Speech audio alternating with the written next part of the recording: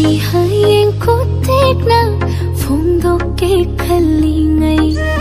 Hoi khidara pakachai Lamlan bi kanagi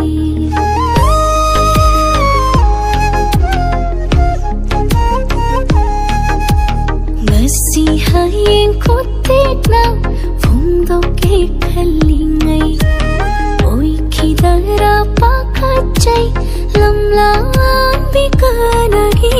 Yingsinada tumin musinada rangna Misum haiba minok torangi Mikup koding kanjai Tanata nokjai Manglan taiba ngani Magtasu Thamoy nung dalona Thamlak basu Kaya di kaire chahi komja Fongdo pade ngamda Chaklak pawana Karam kana khandi doi nangna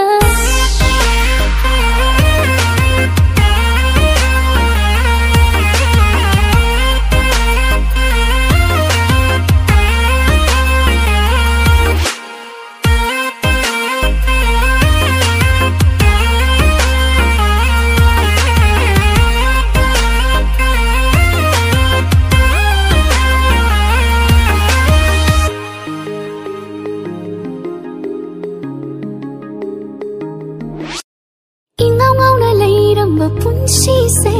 tumina bolayu yadare icham samna leiramba wakhalsu ngasi dilai ta fambu khangdare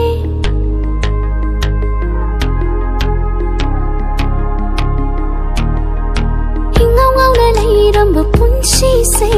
tumina bolayu yadare icham samna leiramba wakhalsu ngasi dilai ta fambu khangdare Angshinna mana haki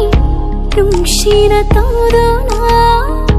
Ningol pukninga se Kayada wahallava Yingshina tumin musinada rangna Misum haiba minok torangi Mikup koding kanjai Tanata nokjai Manglan taiba